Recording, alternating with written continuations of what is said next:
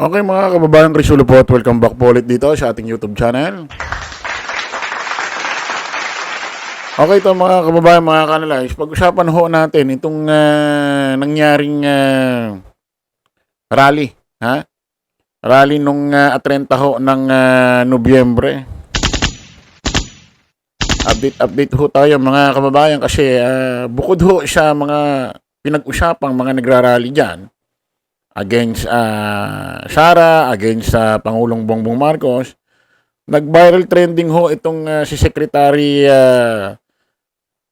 DILG, John B. Crimolia, mga kababayan.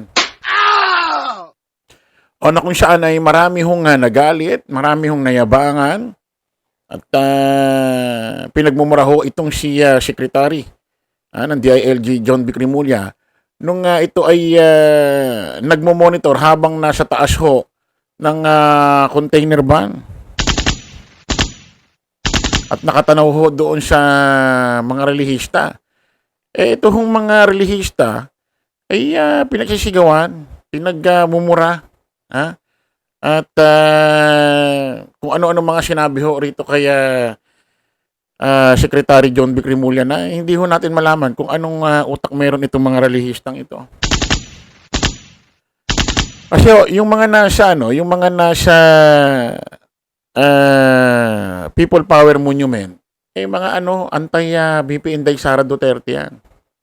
Yung namang mga nasa Mindiola, hati, mga anti Sara, anti Duterte yan, anti Marcos din.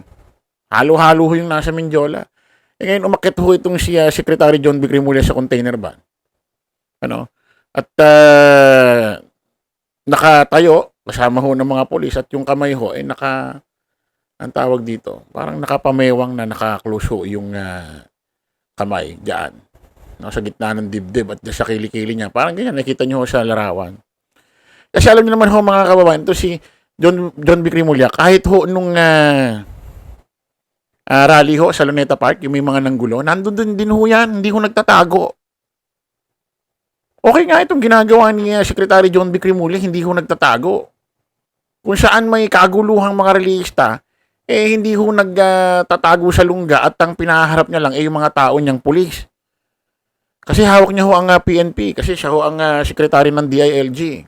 Okay nga ginagawa niya, ibig sabihin hindi siya yung paupo-upo doon sa kanyang opisina. Kahit may kaguluhan, nandoon ho siya mismo sa venue. Siguro itong mga relihistang ito, kasi nga si John B. Crimolia, si Secretary John B. Crimolia, dati yung artista. So, magandang lalaki. At matipuno Nag-gym yata ito Maganda tindig. Lagi pang straight body kung naglalakad. May forma, may dating. Kasi nga, dati yung artista siguro, itong mga relistan to, nasanay ho sa mga sekretary dati ni Digong na kung saan ay mga gurang, malalaki ang tiyan. Kaya ngayon nakakita ho sila ng sekretary ng isang ahensya ng gobyerno sa Administrasyong Marcos, tinatawag agad mayabang porkit pogi, magandang lalaki at macho at maganda tindig. At mayabang na raw ang tawag sa kanila, mayabang na ang tingin nila sa ganun. Hindi pala ako pwedeng makita. Baka sabihin nyo, mayabang ako. Nako, ganda pa naman tindig ko. Anong gagawin natin ganyan itsura niyan? Ganyan ang tindig niyan, ganyan ang katawan niyan. Ganyan siya manamit. Ganyan siya maglakad. Artista nga kumbaga, artista dati. So, maaura ito. Di ba? Pakinggan muna natin itong balitang to mga kababayan. Umiinit ang kilos protesta kontra korupsyon sa Menjola ngayong hapon. Personal na sinilip ni Interior Secretary John B. Crimolia ang sitwasyon at napag-initan ng mga rallyista. Mura tuloy ang inabot ng kalihim. At live mula sa Menjola, nasa frontline ng balitang yan si Gary De Leon. Gary, ano na bang sitwasyon dyan sa Menjola? Ano ba nangyari kay Secretary John B? Sa ngayon, Nikki, ganito yung sitwasyon dito sa CM Recto Avenue sa Mendiola. Tahimik na at medyo relax na yung mga kababayan natin, lalo na yung mga kapulisan. Makita naman ninyo, yung iba ay nagkukwentuhan na lamang at ibang mga pulis dito sa ang gilid ay medyo nakaupo na lamang at nagpapahinga. Matapos ngayon nangyaring rally ng Maisog, no, yung multi-sectoral na grupo. No, dumating sila rito kanina, siguro mga 3 o'clock, 2:30 o quarter to 3. Nandito na sila at nakipag-usap sila sa mga pulis, nagkaroon ng negosasyon kung ilang minuto lamang sila mag-rally, and maya-maya nagprograma sila at umakyat nga doon sa container van si Secretary John Vic Remulla para panoorin yung rally nila. No? Ganito katindi, Nikki, pakita ko sa inyo yung seguridad na pinatupad ng mga pulis kanina na nandito si Secretary John Vic Remulla.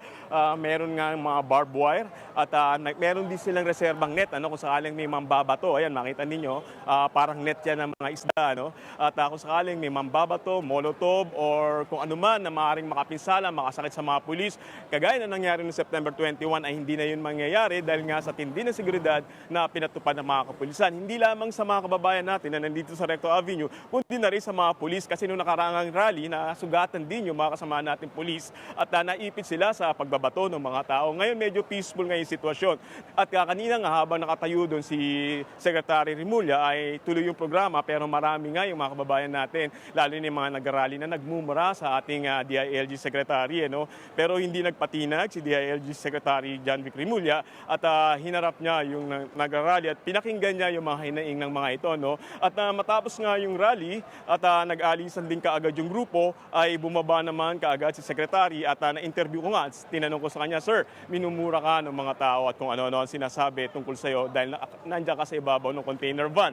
Ang sabi niya, hindi raw siya napipikon at naiintindihan naman daw niya yung damdamin. Siguro itong mga relistan to, nayabangan kay DILG Secretary John Vic Remulla kasi nga, pogi, magandang lalaki, matipuno, ganda tindig, tapos umakyat sa container van, nakaklose yung kamay, nayabangan sila.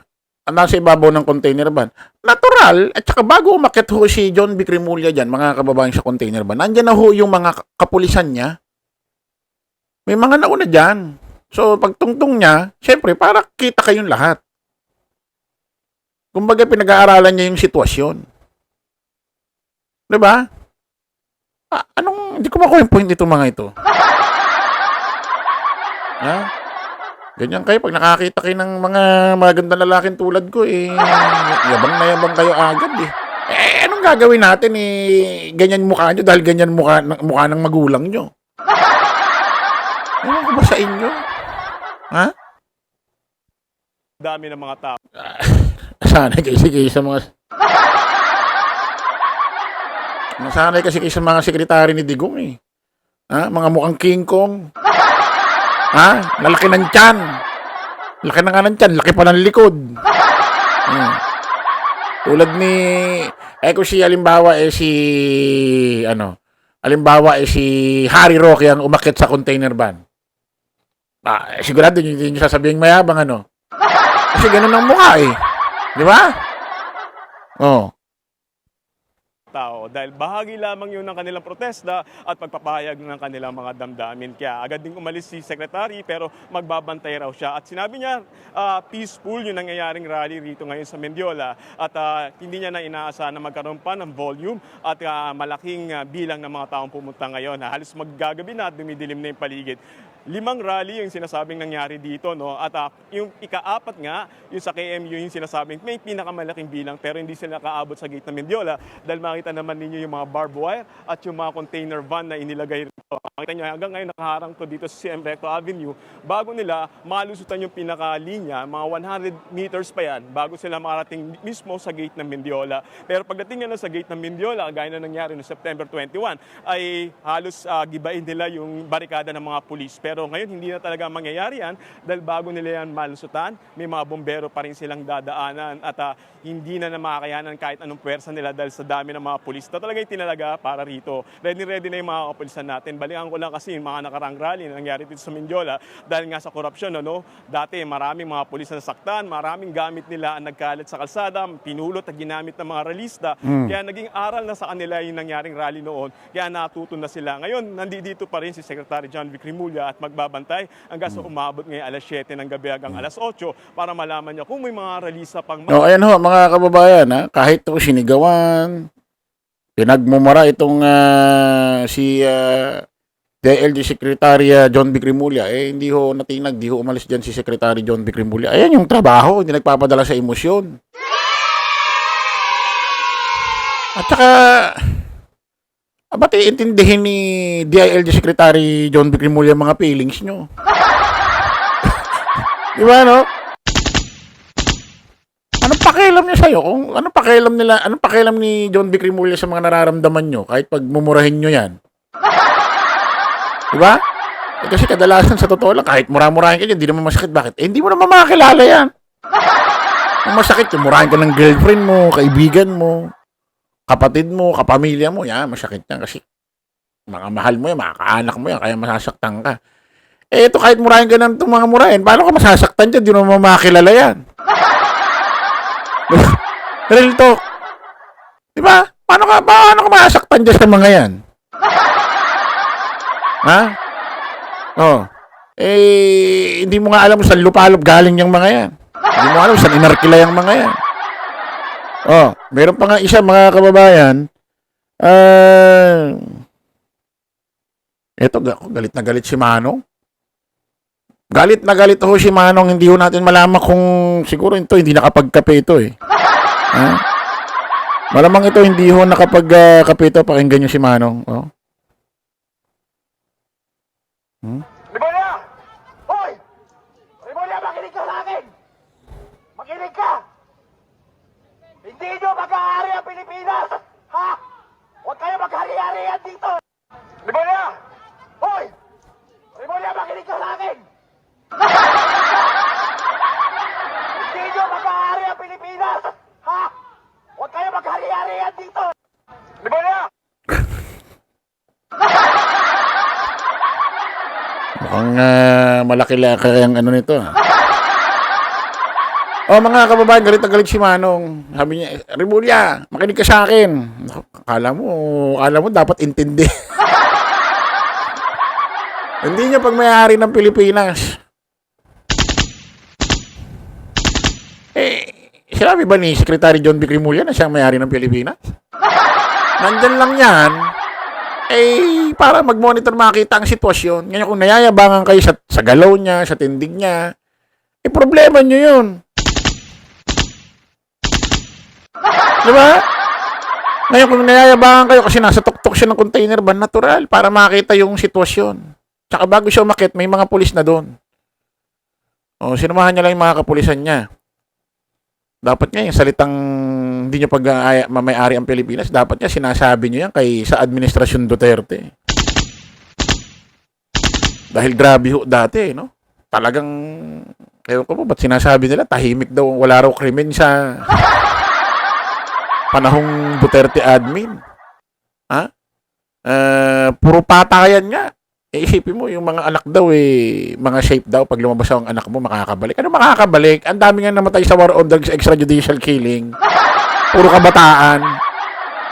Oh, at sabi, ano daw, tahimik daw nun, mahina ang krimen. Anong mahina ang krimen? Ultimo nga itong si attorney, sino ba to?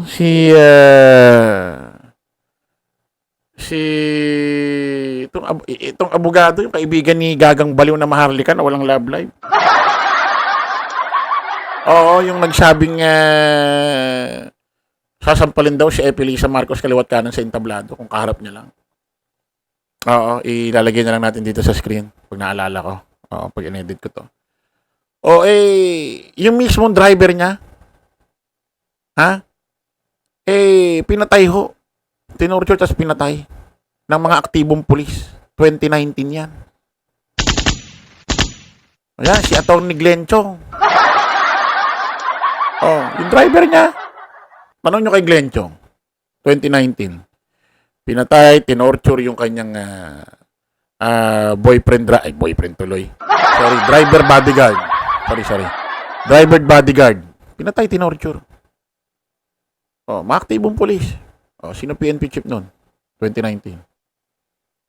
Paano nga nasabing tahimik nun? Dahil nga namatay. Huwag niyong, ang hilig niyo kasi mag-imahinasyon. Ano? Ito si tatay, makinig ka sa akin. Sabihin mo kay Secretary John B. Crimolia, pag dalawa lang kayo, single lang kayo, ewan ko lang anong gawin sa'yo niyan. Batukan ka niyan. Okay mga kababayan, kaya itong mga nandito, kaya nandiyan dyan mga kapulisan, tulad ni Secretary John B. Crimolia, para gampanan ho ang kanilang trabaho. So talagang bumibili pa kay Secretary John B. Crimolia, kapag may mga kaguluhan ganito sa rally, nando doon, nagpapakita. Saan kayo nakakita? May mga naalala ba kayo, Secretary ng DILG, na habang nagkakagulo, nagpapakita? Mismong batuhan nando doon? Sino?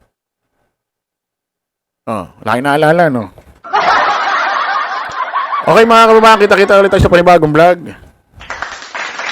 Bye-bye po.